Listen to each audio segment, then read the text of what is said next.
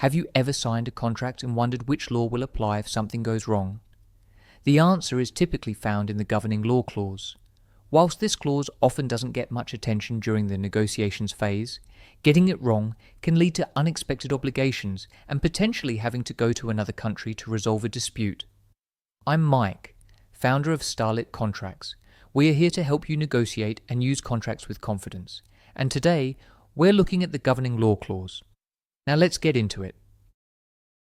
A governing law clause is where the parties specify which country's laws are intended to apply to their agreement. The law you choose can affect how the contract will be interpreted by a court in case of a dispute, which rights and obligations may apply even when not mentioned in the contract, and what remedies you are entitled to if the other party is in default of their obligations. Keep in mind that the governing law clause doesn't typically state how the parties will resolve a disagreement between them.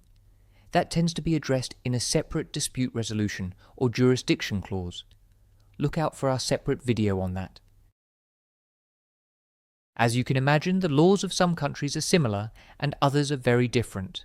For example, Law 1 might enable an innocent party to claim types of compensation that cannot be claimed when Law 2 governs the contract. The governing law can also impact on what clauses you need or can exclude in a contract. For example, some clauses that are normal to include when Law 1 applies are not needed when Law 2 applies. There are many possible reasons for this. One is that some laws set out rights and obligations for contract parties in the law so that such rights and obligations do not need to be expressly mentioned in the contract. So why should you care? Well, if the governing law isn't clear, or worse, if the parties specify that the laws of two countries will govern the contract, then it can cause a lot of confusion. You could end up in a fight over which country's laws apply to a contract before you even start talking about a matter that's in dispute. And if the contract does not specify a governing law at all, then the decision about which law will apply might be taken by a court and not by the contract parties. Let's look at a practical example together now. French Supplier Limited signs a contract with Saudi Customer Limited. The French company wants French law to govern the contract. The Saudi customer wants the law of Saudi Arabia to apply. They compromise by saying that the contract is governed by the law of France and Saudi Arabia. Months later, they have a dispute. Now they're fighting over the issue and which governing law applies. Let's flip the script. Imagine that the parties chose one well-known and reputable law to govern their cross-border contract. Whilst both parties would have preferred to use their own law, because that's what they know best, they compromise by choosing a law that is often used in cross-border deals.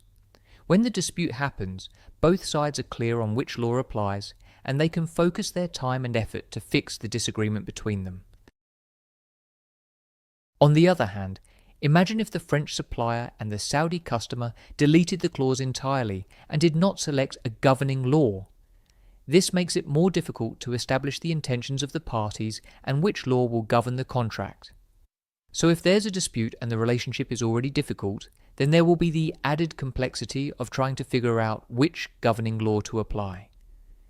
This additional pressure can strain the relationship further and potentially increases the cost and effort to resolve their disagreement. Now let's look at a sample clause together. This is a simple one. This agreement is governed by the laws of. Then you insert the name of the country or state whose law is intended to govern the contract. For example, the law of England or the laws of the state of New York. Let's unpack that. First, always choose a governing law. To list two creates an uncertainty about which governing law will apply and in which circumstances. Second, check whether your chosen law clashes with any other laws that apply to your contract. For example, in some countries and for certain types of deals, the local law must and will govern the contract, even if the parties agree something different. And third, this one catches people off guard. Some template contracts already insert a governing law, so if you change it, you might need to amend other clauses. So here's what to remember. The governing law is about more than the location where the contract is performed or where the contract parties are located.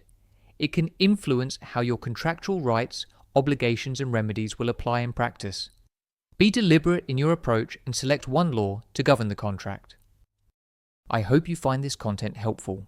If you're ready to speak with an expert or to hire a lawyer, then check out starletcontracts.com, where we will help you to retain a lawyer or law firm to address your requirements. I look forward to seeing you there.